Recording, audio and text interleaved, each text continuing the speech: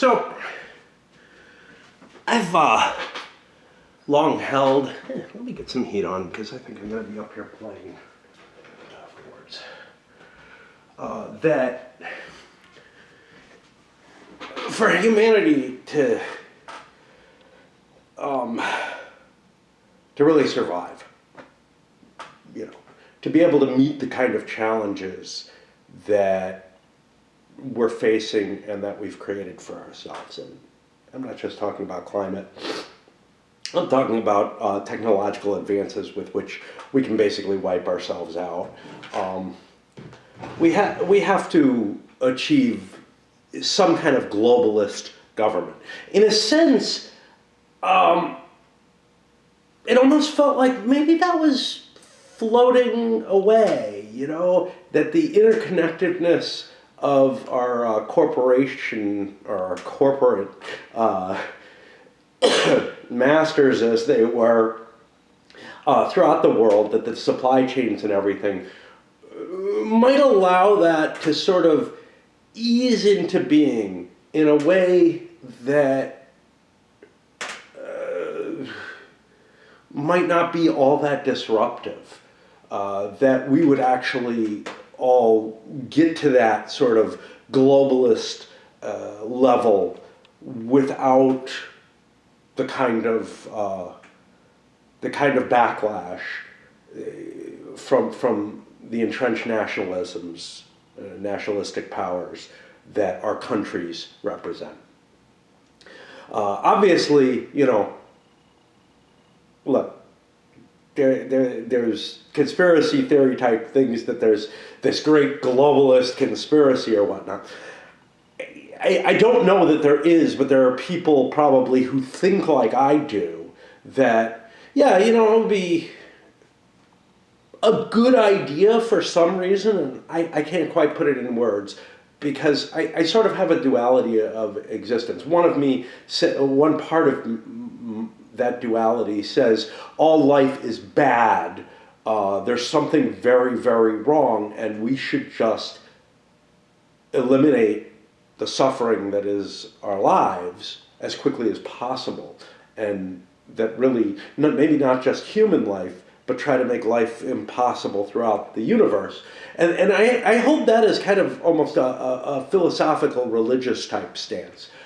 But then I start looking, sometimes I look at things from a more humanist type perspective, where I almost feel like I'm putting on someone else's philosophy to say, hey, we probably shouldn't destroy our planet. Hey, we probably, should be good to each other, stuff like that. And there are fundamental problems that are baked in when you have nation states towards that second view, towards a view of exploring the stars and trying to populate,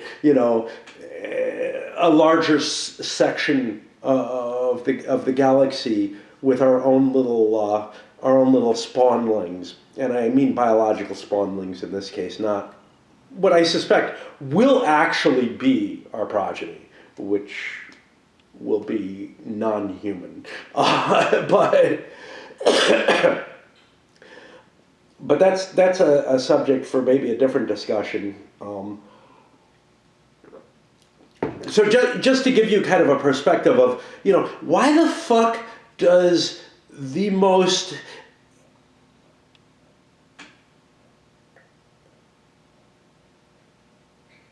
anthropomorphist person that, maybe I know, someone who truly does not, and it's not just human life, it's all life, and maybe all existence, because existence can give way to life, should go.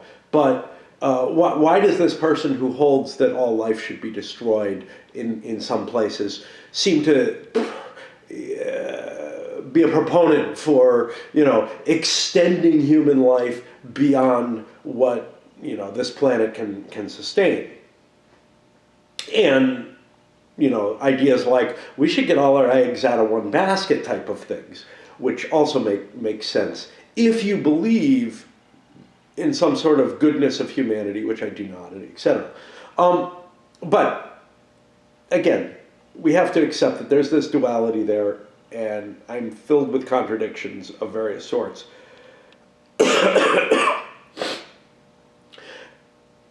And I feel like these arguments along these lines are more persuasive to other humans than arguments that, yes, we really should destroy the species at the very least. At the very least. Because we've been so terrible in terms of causing damage elsewhere. But also, our own suffering should count in for that, right? I mean, our greatest product is human suffering. But beyond that kind of moral argument for the destruction of humanity, life, or existence, there stands this sort of idea of like, well, let's follow what more acceptable philosophies would propound, which is that what are the things we can do to get ourselves out of Malthusian cycles and stuff like that. Anyway, I would say somewhere around 2000, I really started laying down, some fair ideas in terms of, writing them for myself. At the very least, thinking about trying to get them published or whatever, but never getting very far, just like I do with games. Of, what sort of the necessary stance is in the world, because in a way, as long as we have nation states, which are tribal in origin, right? As long as we have these nations that believe that they have their own interests, that they exist as their own sort of living, squabbling, greedy, grabby little things that demand more people, more resources, whatever, we're playing a crapshoot now that we have the technology to basically eliminate, at the very least, even if we don't eliminate human life, we have easily the capability of wiping out civilization as we know it and sending it back into a dark age that is so terrible, right? I mean, we're talking about several thousand years of advancement perhaps being easily wiped out in a way that, is pretty hard to see how we've avoided it so far, to tell you the truth. And yes, there were hopeful days when we look back to say, the fall of the Berlin Wall and everything. But now, that was because we were a monopower, I mean, there was nothing that could really challenge us. But now we're facing another superpower on the rise, and the last time we saw a displacement of superpowers on the rise, a displacement of a failing superpower, such as the United States, I believe, is right now, by the rising superpowers, it ended in war.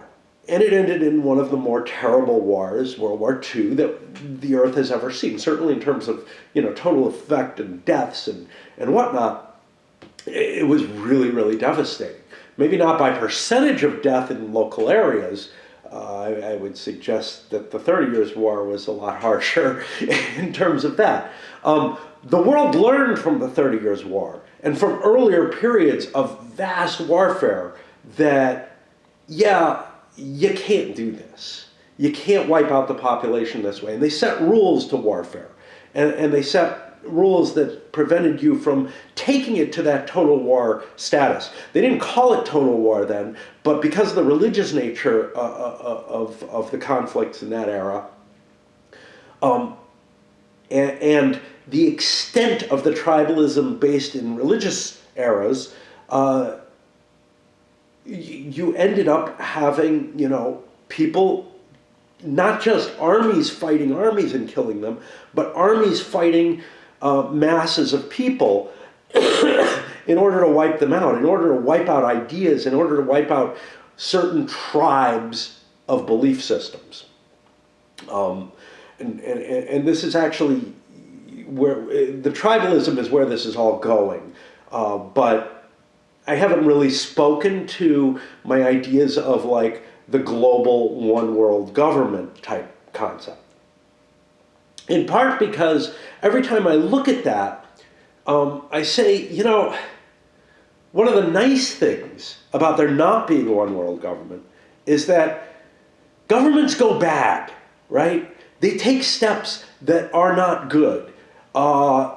They repress the press. They repress free speech. They repress these human rights, essentially, in order to maintain their own power over their people and make themselves more and more stable.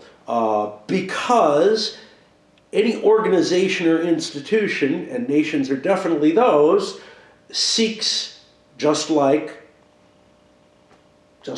most living creatures, most communities, etc., most societies, it seeks to perpetuate itself, to maintain its existence. It doesn't say, yep, my time is done and close.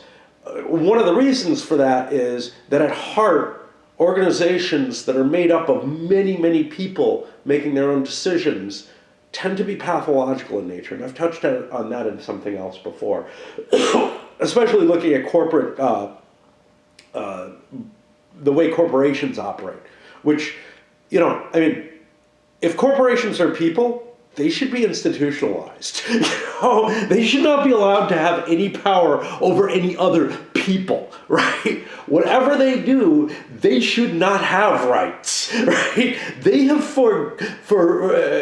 forsaken them because they are not psychologically capable of holding them. It's like giving a 5-year-old the right to carry a gun to school. It's not a good idea, right? Okay. So, as far as the globalism goes, though,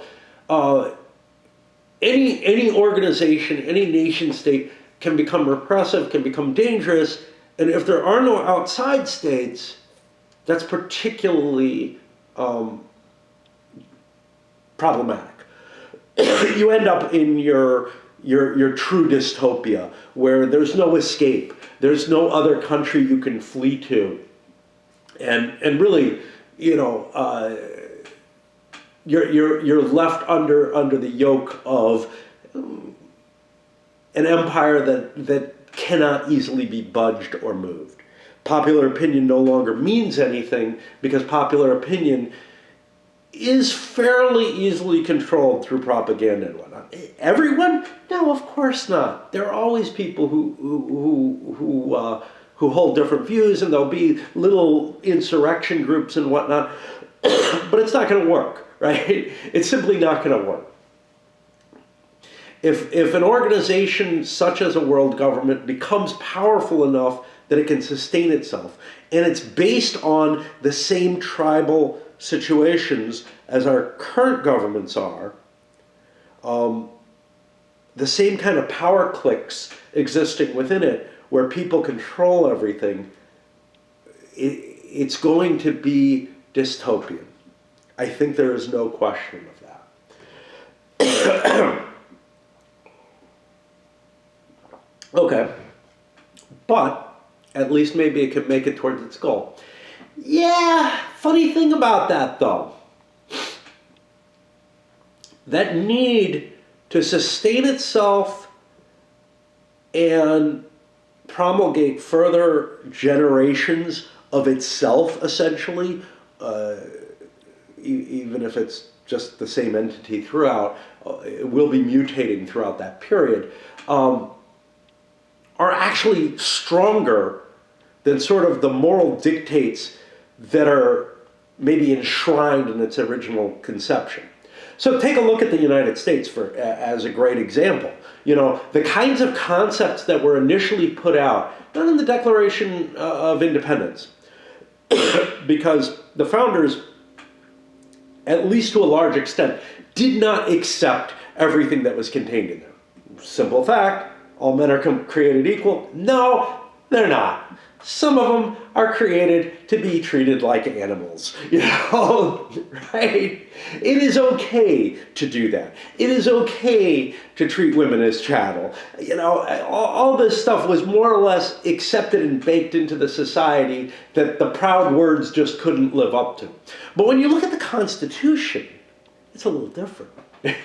And you can take the word men to be more specific, where, of course, we don't mean women and children, and of course we don't mean black people,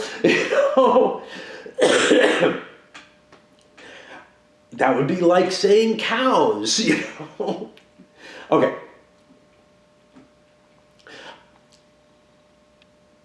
But the Constitution rather enshrines what really was believed, which was the kinds of guardrails to sustain the kind of society that they saw as more perfect and resilient to forces of corruption against it. Now, some of those forces of corruption against it were the very things that were enshrined in sort of the thought, the ideal behind the Declaration of Independence, right? The capability to put down and oppress people was largely enshrined in the Constitution itself. And when you start looking at it that way, what you see is, well, okay, but it got corrupted in good ways, but not entirely, right? And in fact, not by a long shot. A lot of concepts that were baked into the original ideas of federalism, which was a stronger form of government than originally was envisioned under the Articles of Confederation. But the kind of guardrails that were originally placed under federalism were really meant to allow first of all, to allow states to have a great deal of individual rights within themselves. Not to go to war with each other, but to determine, their own sort of intrinsic makeup and how they were dealt with.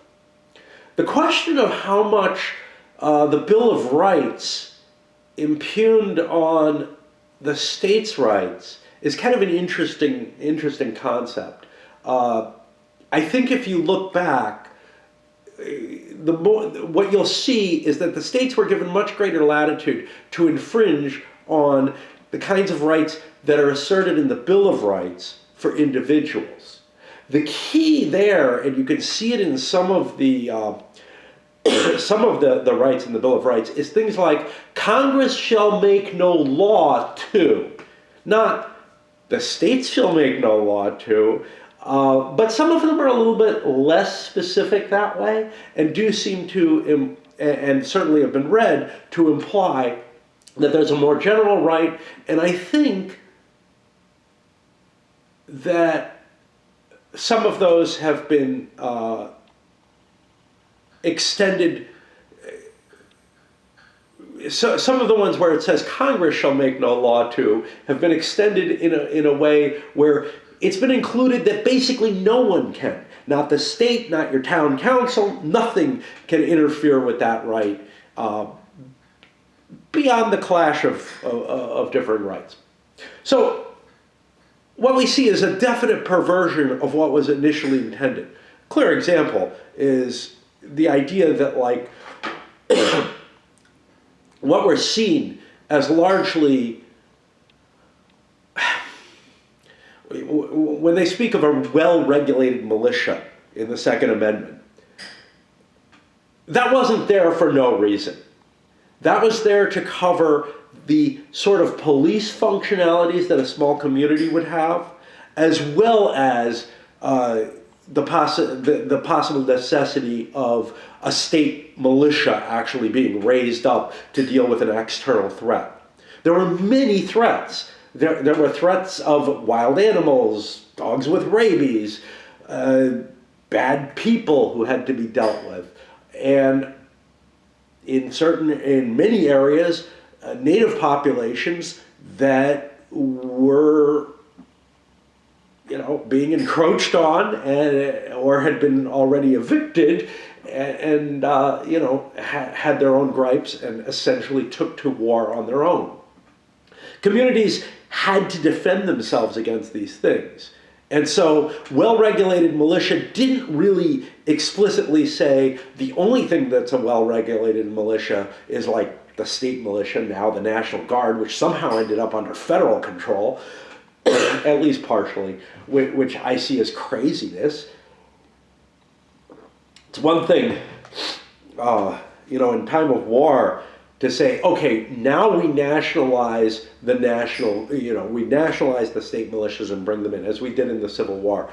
But it's become much, much broader than that, where without a declared war or whatever, we rely heavily on National Guard units to do our fighting and support work. Okay, so that's one sign of where things went away from what those initial intentions were. Another one, take a look at ancient Rome. Very clearly went away from its initial intentions.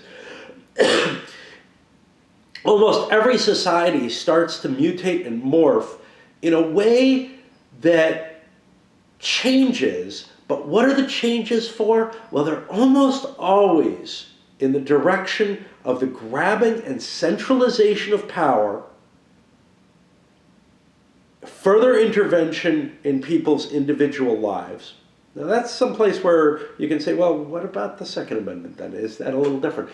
Yeah, you could argue it, but it's like the kings in medieval era who were opposed to the nobles, right? So local jurisdictions might want to pass anti-gun ordinances for the protection of their community or whatever, because they believe that's safer. But now there are certain individuals who wish to have their own guns for their protection from perhaps that local jurisdiction, right? So it becomes kind of a muddled thing, but in a sense, I would say that the federal government is making a play for power by gaining, the question is which part of the federal government, right? Because we live in a country where we have some strict divisions in terms of the political elements and the currents that control the government as a whole. But the government as a whole does have a tendency to try to move towards greater strictures and whatnot. There might be setbacks and pullbacks. And you could make your argument, that Second Amendment rights being extended more fully than the founders probably ever foresaw. Certainly a large percentage of the founders. I would argue well over half. So you might have areas in Virginia, Tennessee doesn't count, but areas in Virginia or South Carolina or something where there weren't a lot of people. And every white man was basically part of the militia because that was necessary to make sure that the darkies don't rise up and get the guns. Because that had been seen in Haiti, right? They saw what happened and they were fucking terrified. Okay. So they kind of foresaw every, able-bodied, being like age 12 or older, white man has the right and indeed the duty to have a gun just to protect their family and whatever against this possible insurrection because of slavery when it comes down to it. Now, you move north though, where the majority of the voting population at least was, where the majority of the white population was, the people who actually were those governed. And there was a clear understanding that not everyone had to or even should be carrying a gun all the time. Most towns, most cities had ordinances that prevented you from walking around packing. And in fact, when you move out to the Wild West, It goes the same way.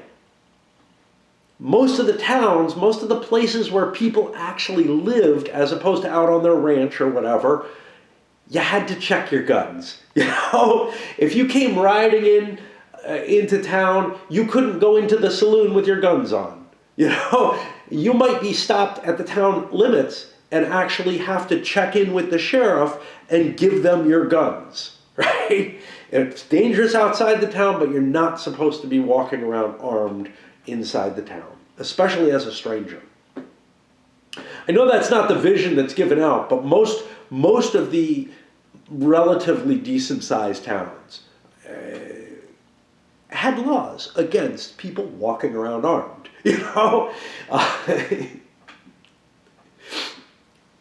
Okay.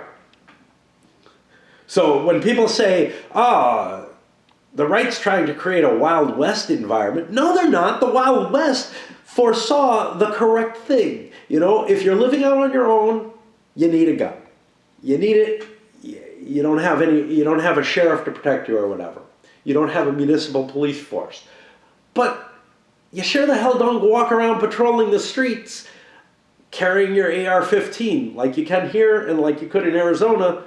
And that, you were not expected to be carrying your gun through civilized areas. Okay.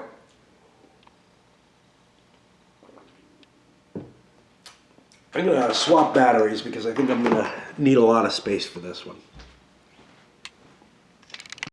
Now, Rome is an excellent example of that kind of decline in what sort of, even the core principle. What was the core principle of the Roman government? We have no king, the Republic. We have no king. We tried that. We didn't like it. We have no king. Well, a few hundred years later, yeah, they didn't have a king. They had an emperor. He had more power than any of the kings ever had, right? More capacity to execute a tyrannical state than had happened ever before in Italy. So there you have an absolute example of just the complete corruption of what sort of the absolute sort of single most primary moral existence of that government, what it was founded on, being destroyed. You kept all the trappings, you kept consuls, you kept the Senate, all this. Technically they had some sort of rights and whatever, but they didn't. They were completely controlled. All right. So we see that any kind of moral founding we created, if we created a moral founding to try to, keep humans happy under some sort of, maybe some sort of algorithm that we determine happiness, which can be checked, scientifically, regularly, and modified, whatever. If we tried to expand the areas of first our solar system and then the galaxy where our humans would be living as primary goals, I suspect, given that that world government, the execution of its functionality would probably make people unhappy. So those algorithms would get controlled by the government in such a way that they would no longer produce their desired outcome. The expenditure of huge amount of resources and shooting them off outside of that government's control is absolutely like something that's unbelievably wrong, right? Now, we had countries colonizing, so it's possible it could happen. We had countries colonizing and then lost their colonies because they couldn't, control them any longer. So there's some question of whether, some mini version would be shipped out. Certainly within the solar system, there could be something along that lines. But if they did manage to diverge, you would have a situation again where you have these tribal organizations now at odds with each other. Read something like "The Moon is a Harsh Mistress," where the moon miners basically say, "Yeah, we had a little rebellion, and now we're in a position where we can destroy the Earth because we have this device, essentially, that was built to drop resources to the Earth, and we can use it to bomb the Earth instead," right? Great book, by the way. I think that was the one. Is it "The Moon is the Harsh Mistress"? It may have been. No, I think it was "The Man Who Sold the Moon." "The Moon is a Harsh Mistress" is different, if I recall correctly. Sorry about that. Anyway, I like it's "The Man Who Sold the Moon" because that, like the Lensman, like the first book of the Lensman series, is broken up into a couple little short stories, novellas, whatever, that between them tell the history. And it's just this wonderful, wonderful, like, giving you little snippets right inside, where you understand a person or whatever in that sort of novella or short story format.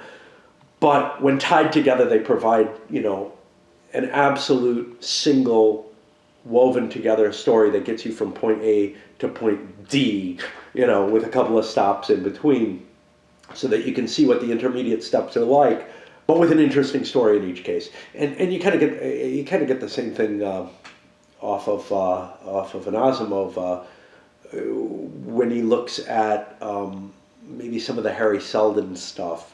I don't know. That feels too much like one story going along, really. I don't know.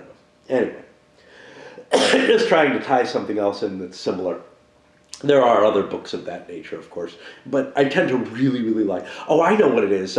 City by Clifford Simak. Really, really nice series of little vignettes where some of the characters, well, at least one of the characters remains alive throughout the whole thing. Anyway. And it's all woven together. What I'm trying to look for with the Asimov is something with Daniel, but what's weird there is you really kind of, the first books that were written with him in it, he's not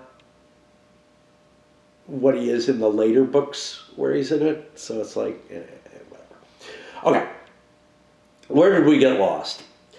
Okay, so we admit that, any kind of government we form is going to decay. Well, any government that we form under the rules of human nature as we understand it, right, is going to probably self-corrupt over time and really become something awful, right? And that's a big worry. Why globalism is not a good thing, right? Now, I don't really understand the right's objection to globalism. I think they're just objecting to big government in general, probably out of a knee-jerk reaction built out of the idea that government is bad because it does these things. I think it all does trace to the same place, but I don't tend to follow the far-right, arguments on these type of things very well. The thing is, the word right, the right versus left concept is just fucking weird, right? Because we see certain things as far right? Like Law and Order, we see Hitler as far right, and then we see Stalin as far left. And really, they've both imposed... Okay, so my camera failed me there. And I was able to retrieve some of it. I also ordered a new camera, for those of you who are worried. We don't know. The last time I ordered a fucking Averio, it wasn't compatible with the equipment I have, but this looks like an older one. I could have gotten an even older one, but this one looks like it might work. Otherwise, I may have to fiddle around and get new things, but whatever. obviously I can't live without a camera. If I'm going to die, I might as well die with a good camera, right? At least one that I'm comfortable with. All right. And if I'm not, well, then I must have one. All right. So I think I was ready to discuss Rome. Rome is the perfect example. The fundamental guiding principle of Rome of the Roman Republic, was we will have no king. And as time passed, once the empire was established, they had a king in everything but name. They maintained the trappings of the republic that they once had, but they discarded everything meaningful in it. The emperors had more power than any of the kings ever did. Now, I went into a long rant, and I think after this, and that's all gone, looking at some of what would happen if a government actually managed to start colonizing, say, our solar system. I'm not sure that any government, any organization as pathological, even if its initial goals included expansion into space, could maintain that. But even if it could, what you don't want to do, or what would put us in as bad a position as we're in now, maybe worse, is to implant new little human society organisms with that same tribal basis on different planets. That to me seems like, well, now we have the same kind of thing with these resource-hungry, power-grabbing organisms that we're going to call governments, that we haven't learned to make able to cooperate in a society very well. We just haven't learned that, right? We learned, to a large extent, how to create larger national organizations or organisms out of, say, the city-state era. What we haven't learned is how to sort of create a cooperative and accepting society of nations. And this is something that maybe we could do. I don't know. It wouldn't be globalism particularly, but it would be in a sense. So when you look at, on a micro scale, when you look at how, say, the city-states agreed to come together, well, they were conquered, right? They were conquered and forced into a conglomerate. So city-states didn't really learn it. And when you look at how, at a much smaller, at the truly micro level, the smallest you can go is like the individual humans. How did they learn to cooperate? Well, they learned to cooperate by an extension of the tribal formula, right? I mean, the tribal formula at its very smallest level is sort of the family, the clan, right? And a small group, a small family can go off on its own and create its own tribe, as it were, if they don't like anyone else. But then when they start competing for resources, they start fighting, right? And perhaps exert a dominance one over another. Very, very seldomly do you see situations where there's sort of this peaceable agreement that lasts forever, right? I don't think that there are societies that exist where that tribalism does not turn to fighting into war. You can see. I know people make this argument, oh, these are the peaceable people here. Give me absolute evidence of that, because so far everything that I've seen is absolutely in contradiction to that. Anywhere where there's real evidence, there's evidence of fighting and of the capacity to fight. And part of the problem there is, well, how do you differentiate between hunters and warriors? And, once you have that skill and that capability, I'm going to say you probably will use it to better your own situation. Maybe not in the first generation, that you split off or whatever. But at some point you're going to, unless there is an organization on top of you that directs you and that prevents you from doing ill.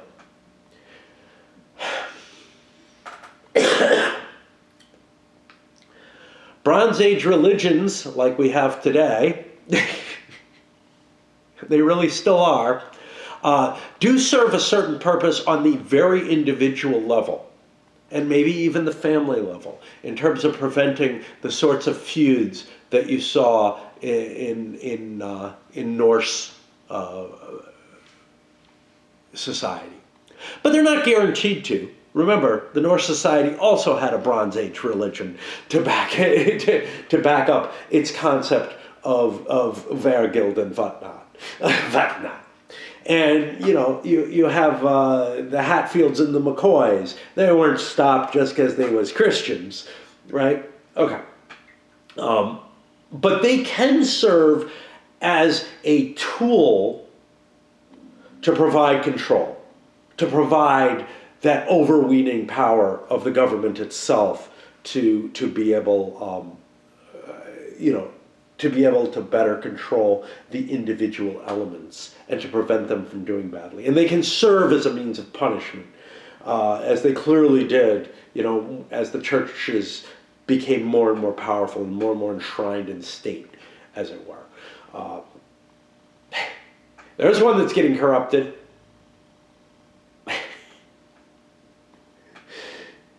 The church and state issue. But anyway.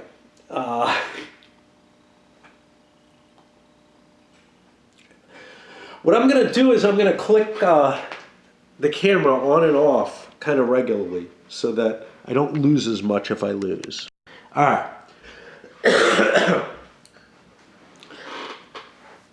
So,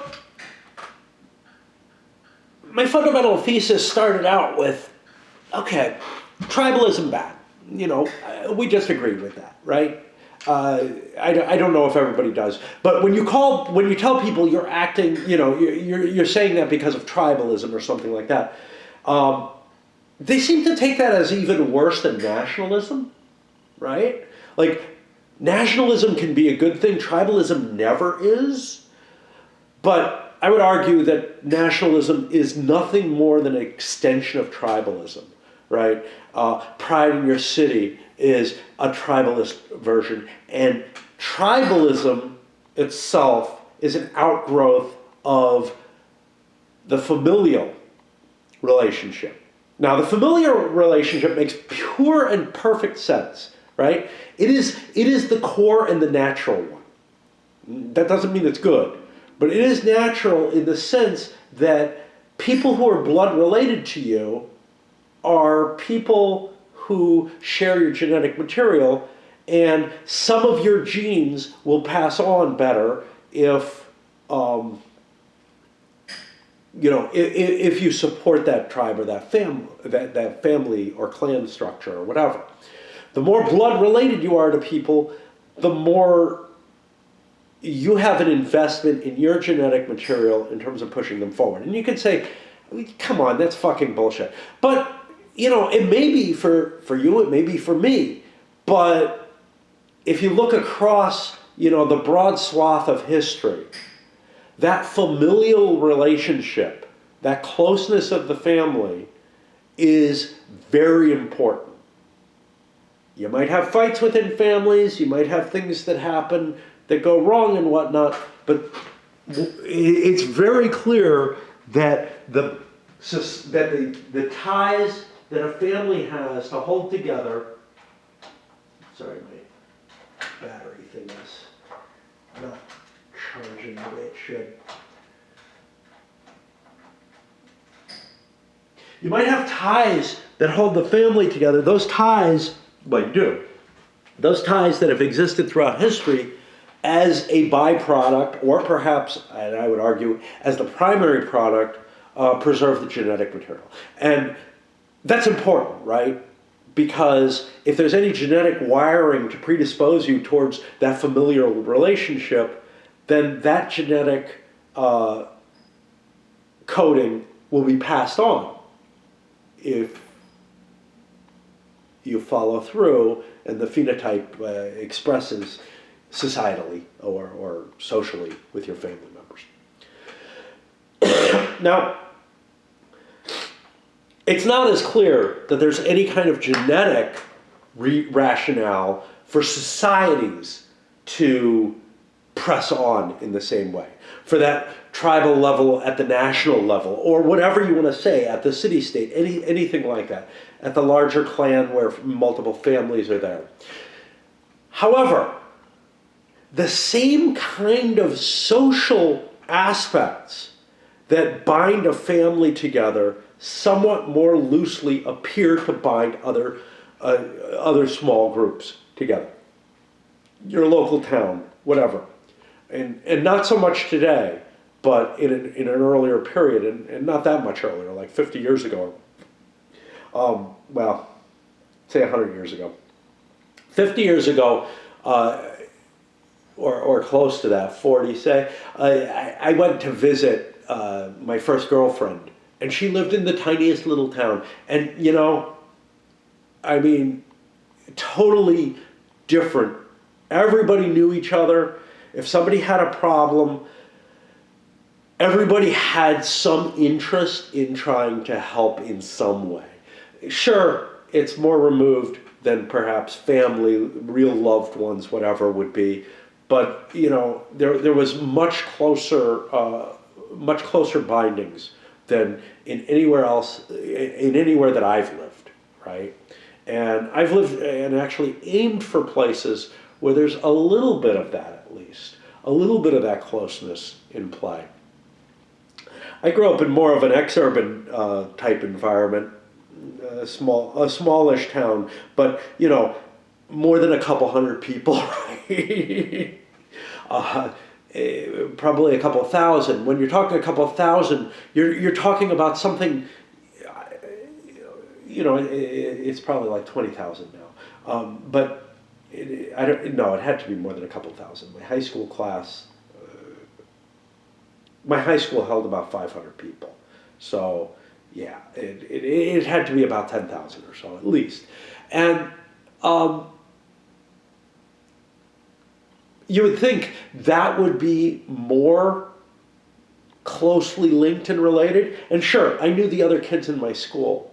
I recognized them. And if I saw them, that would be, you know, a closer linking. And that in more of a way than, like, you know, living in a city maybe would be.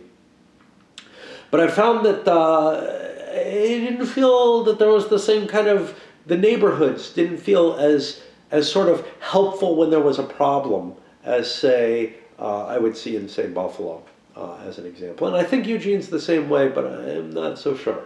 Yeah, I feel some of the spirit, but not as much as I did in Buffalo. And I have my theories on that have to do with regular disasters. Let me... All right. So, what, let's see.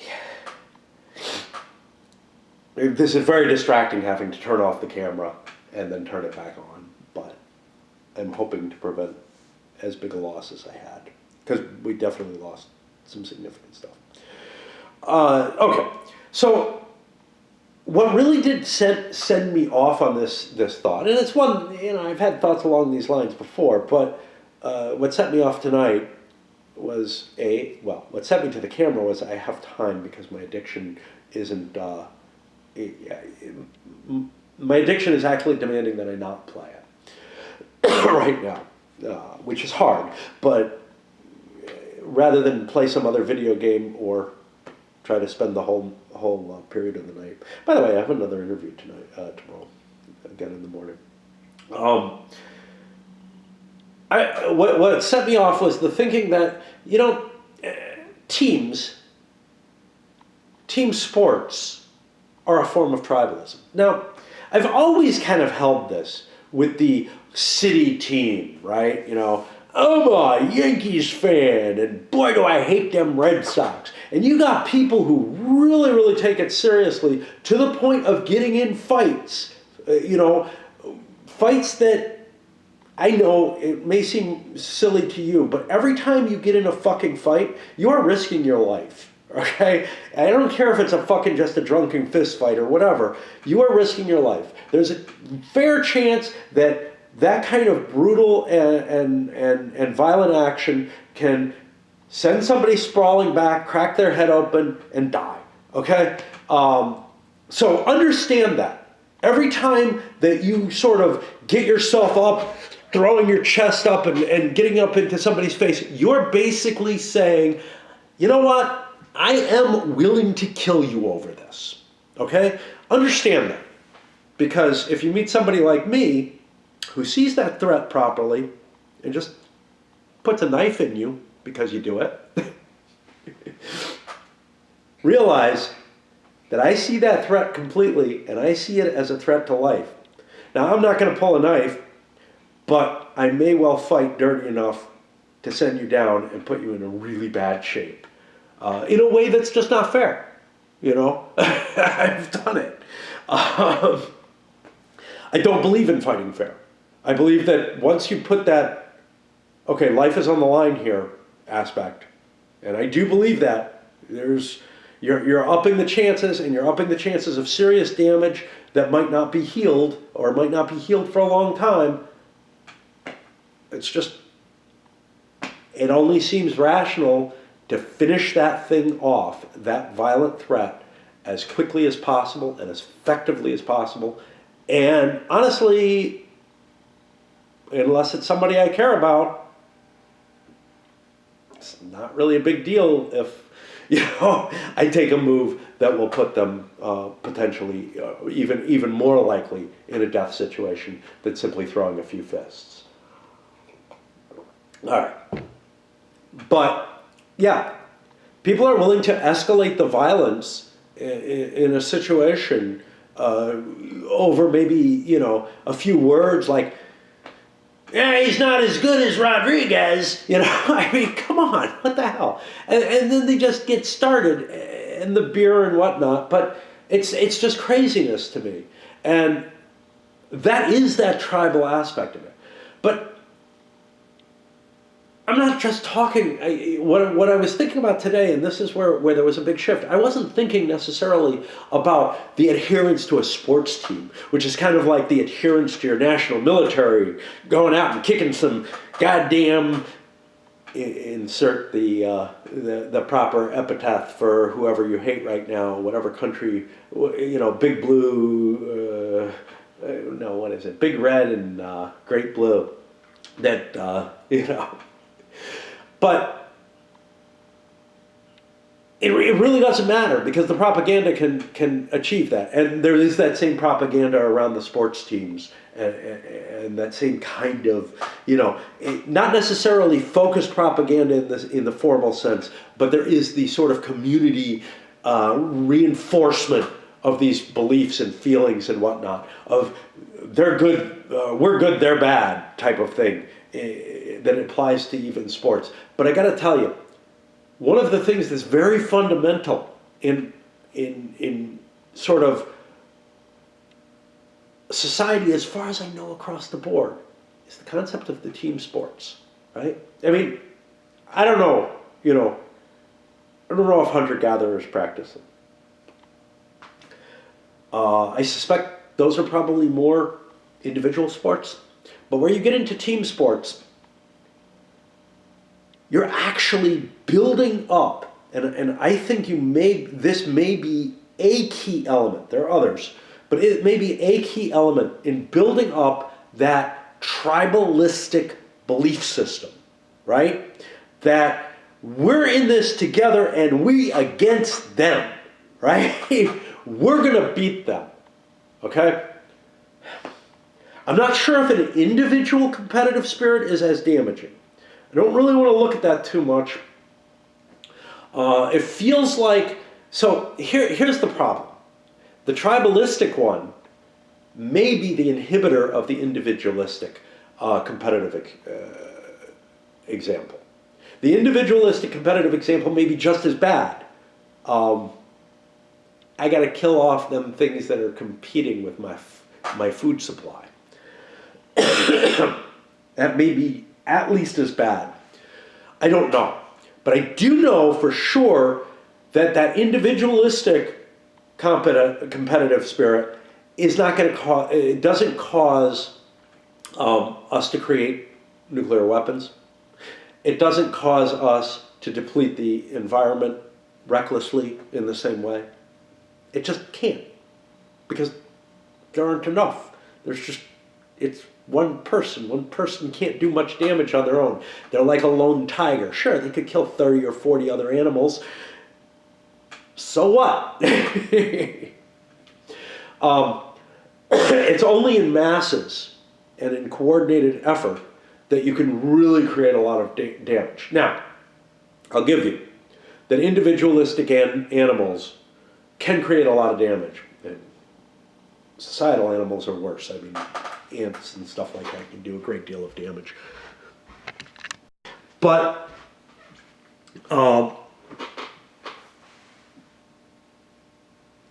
so we're not the only societal creature that, can alter our environment for our own worse by a great deal.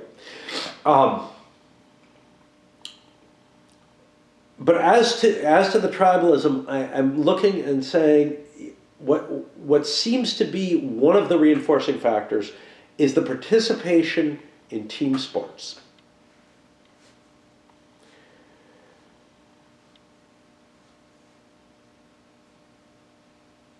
Another one, and I would just say we should just destroy team sports if that's the case, right? Part of our education to become something better might include we can't have team sports anymore. We can't have that kind of us versus them mentality being ingrained starting at a very, very early age. Pretty much the age at which you're no longer completely selfish, okay? As you learn to be able to cooperate, and this is the problem. How else do you teach cooperation? It's an interesting question.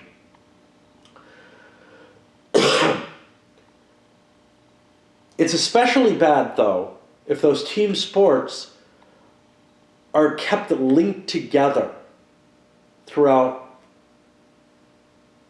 long periods of time. It's one thing to be in a pickup game, of baseball or football or whatever. It's another thing to be regularly associating with a formal team, whether it's by block or whatever. So it might be okay to keep team sports as an activity to allow for cooperation, but where you swap the people in and out and you mix the teams up quite a bit over it. It's not a good idea, though, I think, to have things like these leagues, things like the Little Leagues, Pee Wee football, whatever, because they're going to teach you to have your own little clusters. Okay. But I think the problem goes deeper. First of all, team sports is just one aspect of tribalism, right? It's one of the things that contributes to tribalism. What is the primary one? Here's where it gets really ugly. It's the family unit. Tribalism is based on the family, okay? The concepts which allowed tribalism to form are an extension of the concepts that allowed the family to cooperate and pass its genes on collectively.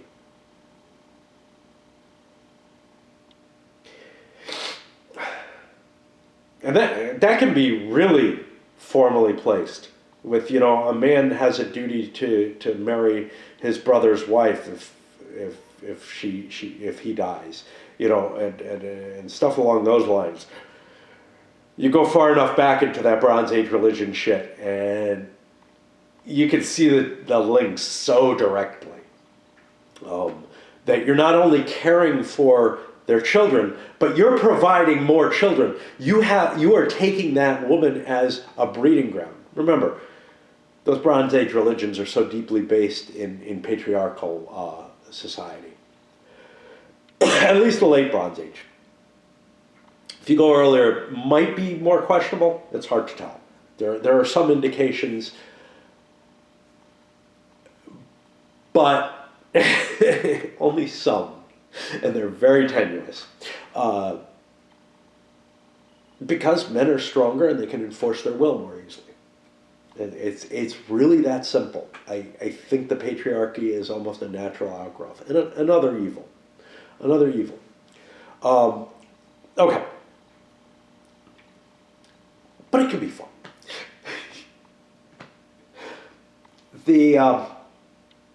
So, similar to my idea of take sports teams, and you don't have a sports team. You have a collection of people who want to play in a sport, and they're all assigned, to different groupings for each game. Well, you can't have leagues and stuff like that anymore, but you can have the same cooperation and stuff, but you can't build up the same kind of long-term cooperation. Long-term cooperation is part of tribalism. It really is.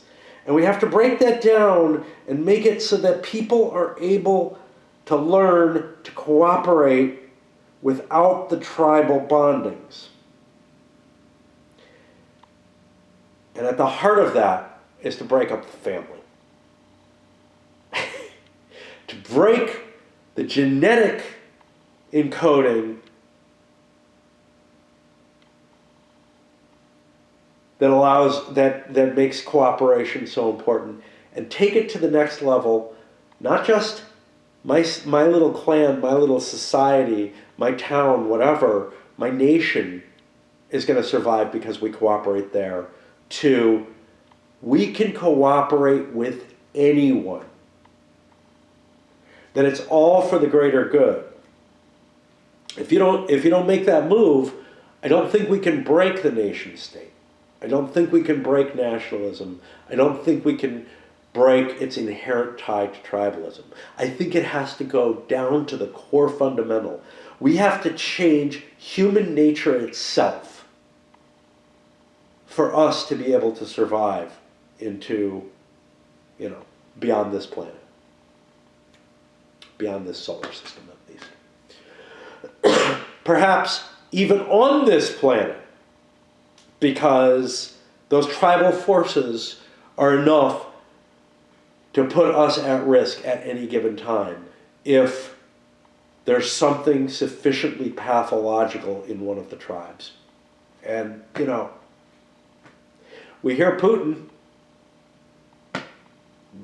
sounding like he's ready to use nukes. We came close in Cuban Missile Crisis. How close? I don't know.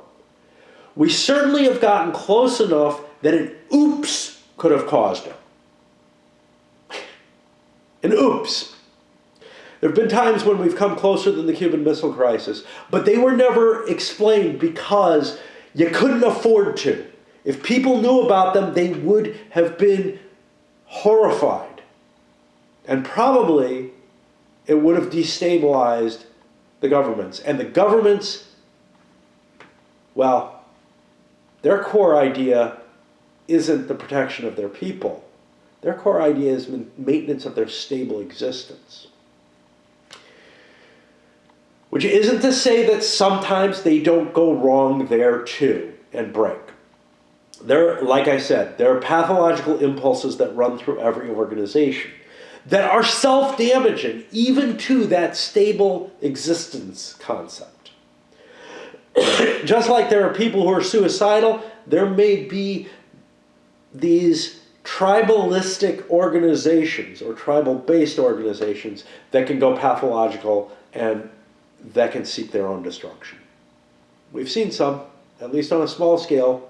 Jonestown, other death cults, they're tribal and inherently flawed in certain ways that they could not survive, that they sought their own destruction. What if that happens to a nation? And it has the cleansing power of fire in terms of nuclear weapons. You know, what if you have a single demented head at the top of that who has the capability to punch in a nuclear code and launch a first strike? We have it. Russia has it, I think. Not so sure with China. I know the old Russia, the old Soviet Union had more protections in place than the U.S. did. I don't think the current Russia does. And you have to follow that order, right? The order to strike comes down. You have to follow it. You're trained to follow it at every fucking level. And I don't care, you know, you're Mark Milley or whatever who says, no, I wouldn't do that. Bullshit. You wouldn't be in the position you're in if you truly believed you wouldn't do that, you know? Or if other people believed it. Maybe there are breaks there. Maybe there can be a pathology in the way that's structured. But for it to work, for the deterrence force to work, every single link in the chain, from the person who makes the decision, has to be willing to follow, just as surely as my brain directs me to light this cancer-inducing drug. Now, let's click again. Okay, well, we had another data loss issue, and yeah, I should have switched cameras to finish this up, but I know that I can put all these files together. I'm not sure that I can mix files from different cameras because they use different formats. Another reason why it's important for me to always have the same camera, I guess, I don't know. But anyway, well, we were coming to kind of the crux of the whole thing.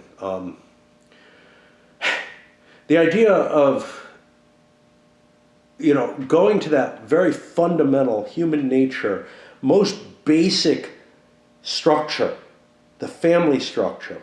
And I'm not talking just the atomic family. I'm talking about the whole blood relative structure. And disrupting that and making sure. Now, to some extent, society has done this. It's mixed it up a great deal.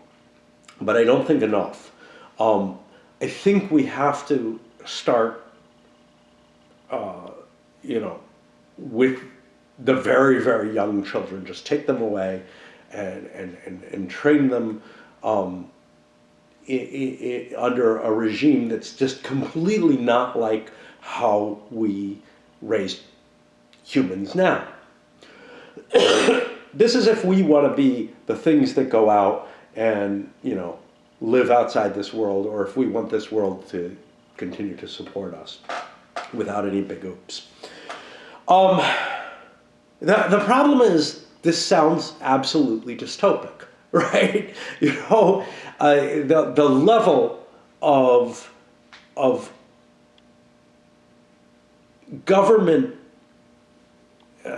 interference and hitting the very most basic, you know, aspects of life,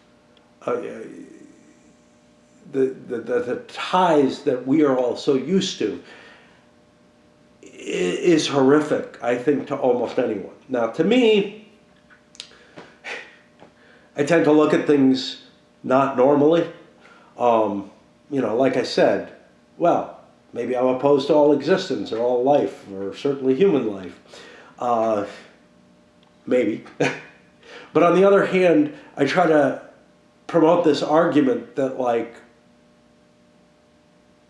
if you are in favor of any of these things, all the way, you know, certainly at the human life level, and you see that as more important than, you know, being able to maintain this intrinsically familial / tribal existence. If you see it as more important than having a kind of human nature that's filled with evil, intrinsically filled with evil, because I believe that the tribalism does that. Now, there's still going to be evil, right? Because you've still got the individual, and the individual can be broken. But it's much easier to eliminate individuals, right? I'm not sure that there's another way forward, is sort of where my problem lies. And so my advice is, well, if you care about the existence of the species, if you see that as more important than, being able to maintain what is an intrinsically violent tribalist structure based on the familial relationships, then this is sort of what you have to do. It would be the good, as it were. There are problems, though. One of the big ones is that the tribal and familial coordinations may be exactly what is necessary to prevent the individual from being the greatest evil. Now, the individual can't do as much harm without the structures of a tribal system or a nation state or whatever you want to say. It's all that same thing moving forward. The individual, however, also can't achieve anything on their own. And if what I'm suggesting breaks down the cooperative nature, if you can't form what I would call the cooperation of the all, and it can sound really beautiful and everything, and all kind of hippy-dippy, but the reality is, in order to get there, you would have to impose such a terrible or terrific dystopian society, one where you take children and you raise them under different conditions. And honestly, we don't know what those conditions would be, right? So the first steps would be just take the children away from people, and not necessarily everyone, but try experimental stuff. It's very Skinnerian here, right? But still, I mean, I can just imagine most people just recoiling from this kind of idea. So, I know I said a lot more previously, but the only real alternative to taking draconian measures to try to alter human nature itself, to alter what we see as the most basic components of human nature, is to build something to replace us. And I think we're doing that. I think we are building, through AI, an intelligence that perhaps we can send out to the stars to do stuff and to replicate itself. Or perhaps something that will enslave us or keep us as pets or whatever. And in a sense, even though we're not passing our biological matter onward, they will be our progeny if we're given that chance. Because the means of trying to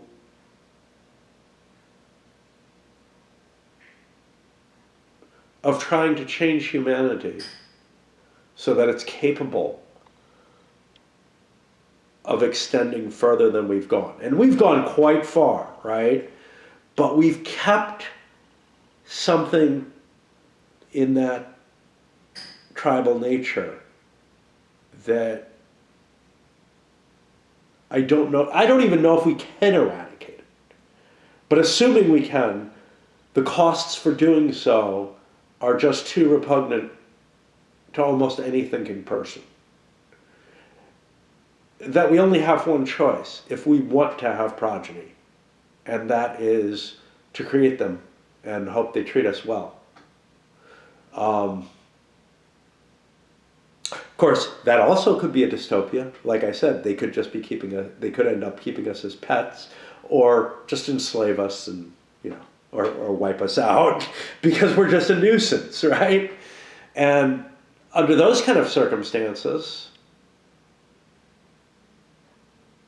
if that same fear of a dystopia is so terrible to people, then we shouldn't allow AI to progress any further.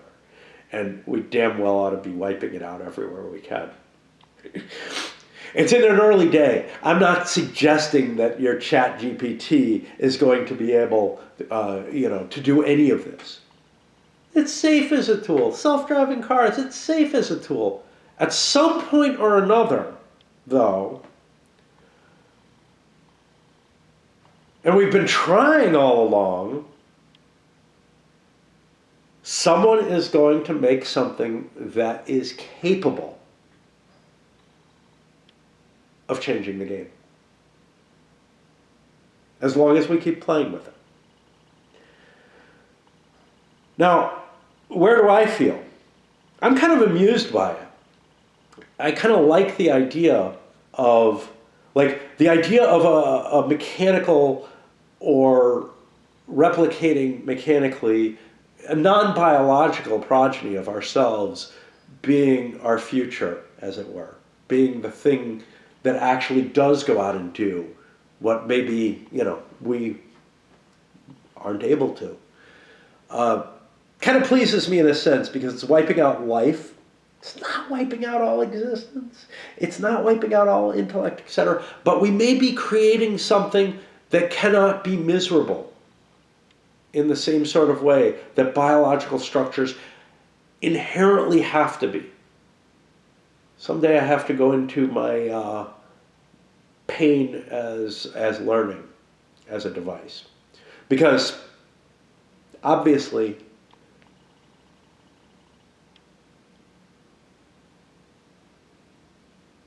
that's a linkage, but it didn't have to be built that way. And we don't have to build our AI to feel pain. We can build it so it expresses pain, but that's a different thing. Anyway, I apologize for the disjointedness. That's even more than usual. Some significant parts were left out because of the camera. I don't have a great answer for that. I didn't want to try to set up and use a new kind of camera. This is the problem. Every time, that the camera is too much of a pain. Let me click because who cares about it? Every time the camera is too much of a pain, I'm in the midst of something that I don't want to learn a different camera. I have 1, 2, 3, and then I have the yellow vision one. But I have, 4 supposedly working cameras, but all of them operate completely differently than this. And I would have to get other materials. I would have to get new battery chargers and new batteries and stuff like that to go with them, because none of them are interchangeable with this. On top of that, other than two of them are okay. The 2 my wife grabbed or bought are very good cameras in comparison to mine, but they're also much, much bulkier. And that's not good for me. She had more artistic ideas to use her cameras for. The 2 that I bought hoping as replacements, one of them, the fucking Samsung one, is a pain in the ass to use. I use it and I fuck stuff up. I lost an interview with, what's his name? GDW guy. The war game guy from GDW. Frank Chadwick. I lost an interview with him, like 30 minutes or so, just because I can't tell when I have it on or off. But for more general usage, it's got a couple of problems. 1, it looks yellow. And 2, I don't have spare batteries and charger for it, which means I can't swap it in and out for whatever, it's a pain in the ass, but at least I can video it longer. The other one's another Averio, but it's not like my current one. I don't know what the fuck's wrong with this thing. It claims to be an Averio.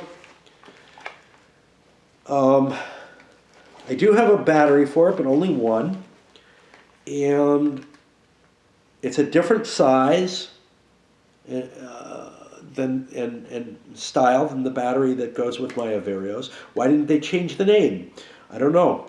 And then in here somewhere, it uses a different size video card. I can't put my video card in here, so I'd have to get different ones, if I recall correctly. Maybe one of my wife's video chips would work, but they look kind of like mine. I don't know. Anyway,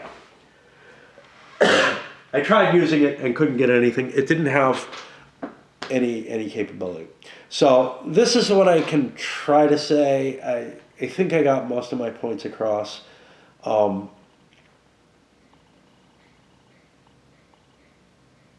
And it is bleak, right? In terms of course, in the C.S. Lewis space trilogy, one of the arguments is put forward. Why do you care about progress and making it to the stars and whatnot?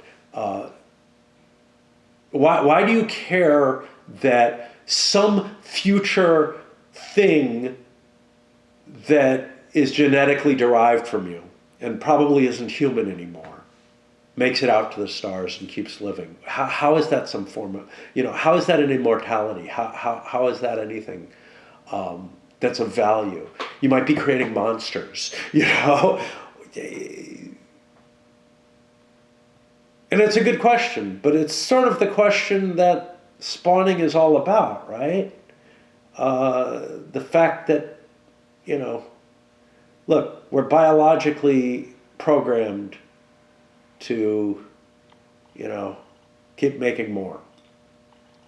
And we're also programmed to want those more, to want what, we spawn, and more than biological. This is some of the societal and familial, leading to tribal eventually,